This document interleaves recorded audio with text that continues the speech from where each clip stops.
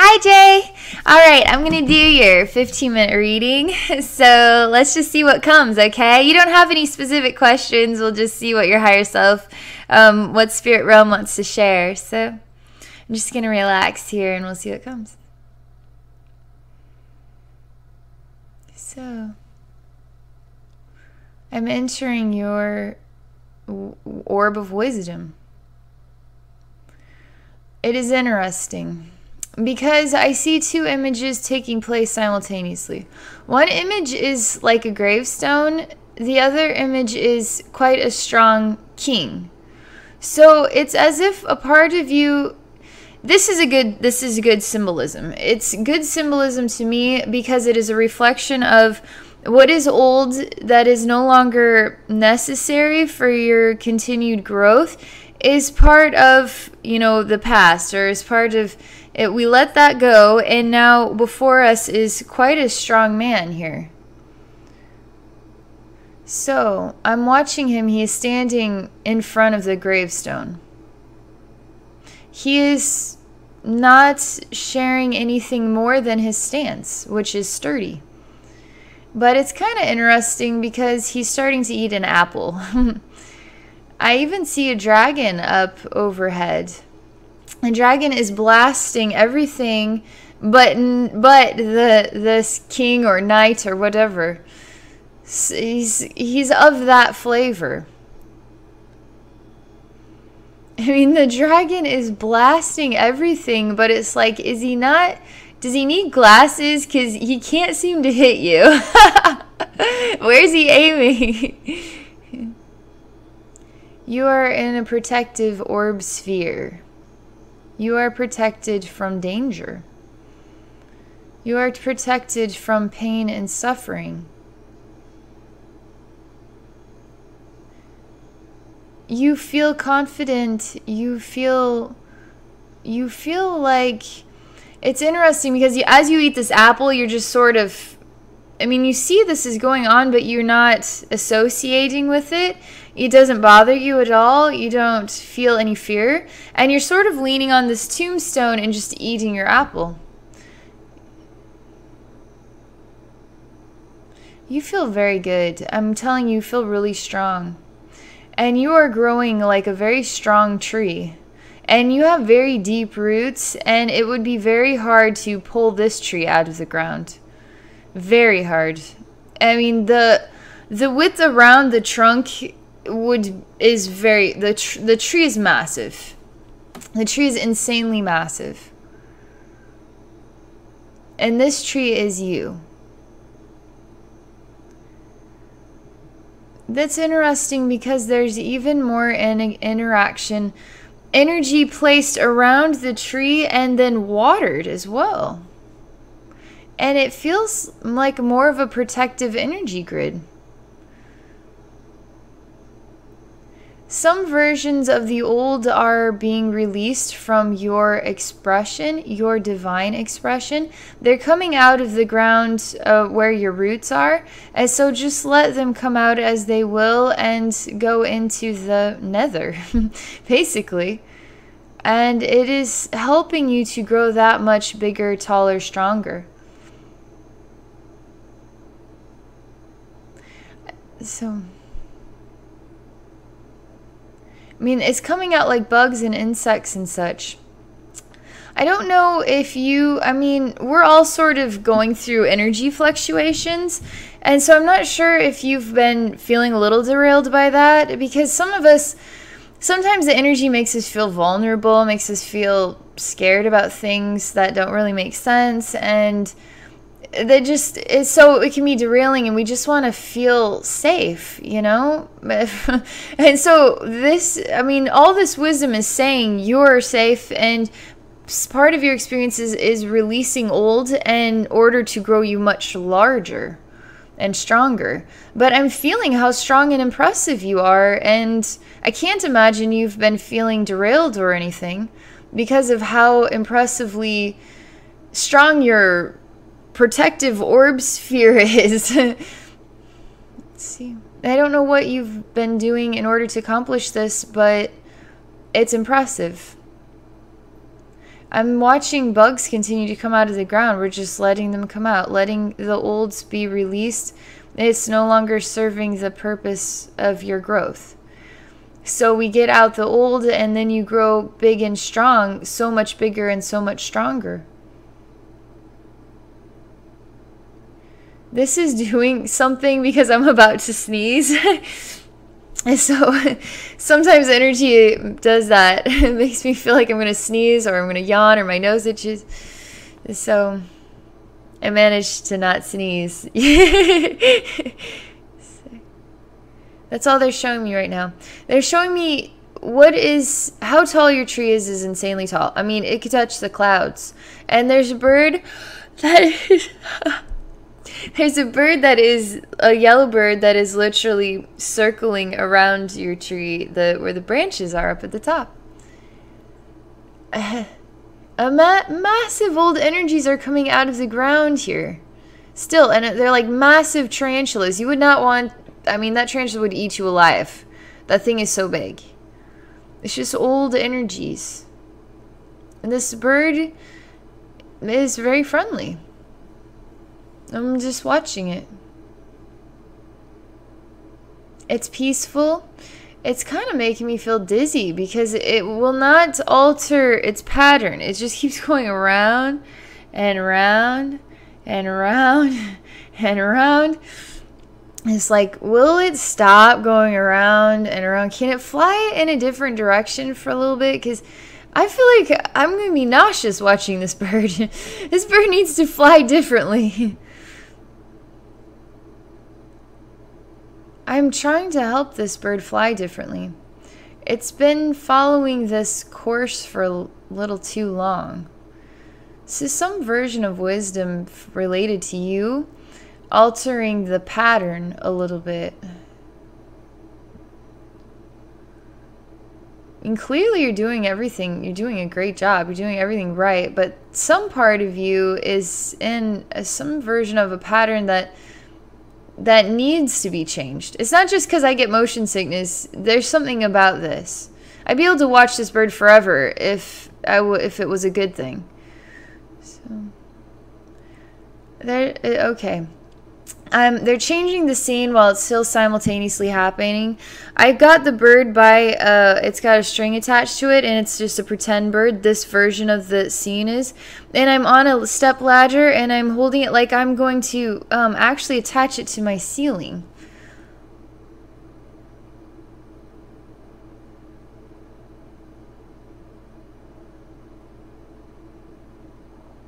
And that's it. I'm watching it. I attached it to the ceiling, and I'm just watching it right there. This bird also spits fire like the dragon.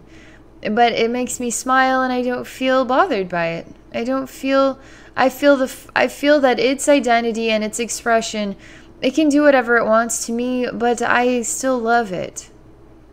I don't feel that this fire is going to destroy me. It is just sharing its identity of fire.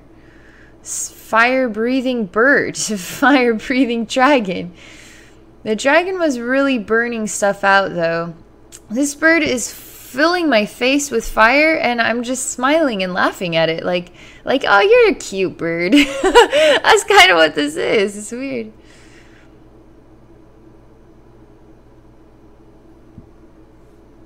But do you want that bird?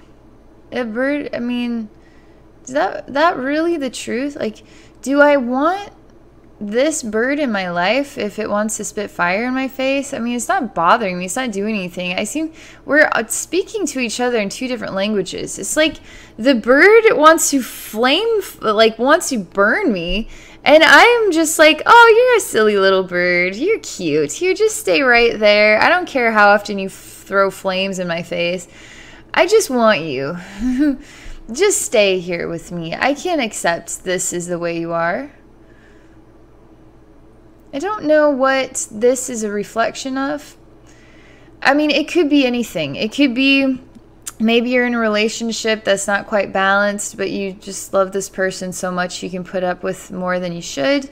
I don't know if this is a job that you routinely go to, and maybe it's not quite the right flavor of work for you, but it's like, you know, I've been doing this for so long. I can't imagine doing anything else. I just accept it. Or something about a routine that isn't the right healthiness for you, but you're oddly okay with it.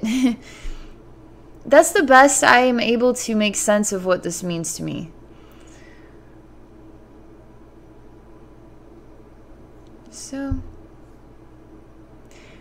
So they say, so do you remove the bird from your ceiling? Do you inspire the bird to move on? And I'm saying, well, let's see what happens when we inspire change. Let's see if it's a good thing. So I get up on my ladder, I take the bird down, and I say, you know, I can tell there's something here that you want to harm me, and so I'm actually going to release you. I want you to go elsewhere. I know this is kind of like this one in the room is like a plastic bird, or like you hang an airplane. I mean, it's something like a craft or something you made and then you hung up, and so it can't just fly away, you know what I mean? But there's something about it needs a new home, and so I'm exploring how to provide a new home for it. There's a car, I'm outside on the lawn, I'm walking towards the street, there's a car honking at me.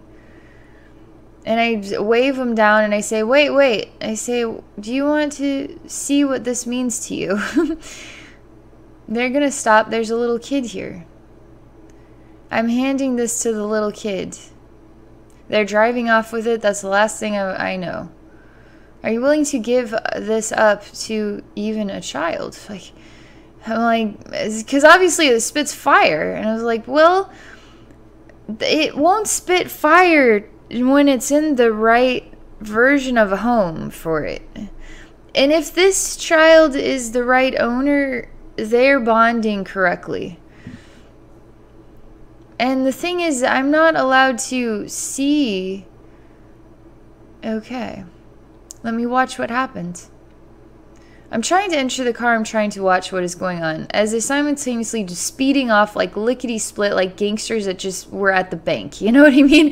They're floating off, getting out of Dodge. And it's like, wait, I'm still trying to see, is the kid gonna be okay? So let's see if we can find out. It's okay to let it go and to not know.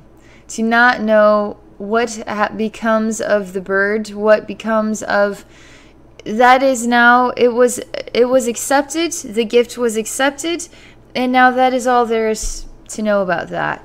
Now, how do you move on with your life? You explore doing new things that inspire a craft or a gift that loves you in return. I don't know why, but I'm thinking about goldfish right now. Goldfish love everybody. You can't go wrong.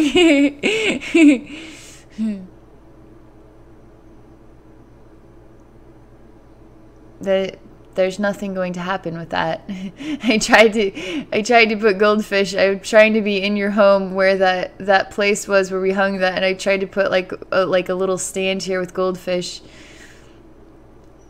It isn't meant to be. You're meant to be contemplating the emptiness or loss of whatever that is. And through contemplation, it helps relieve you or release you from having to let go. And they're wanting, that is a good thing. They're saying this being let go of is a very, very good thing. You need to let it go.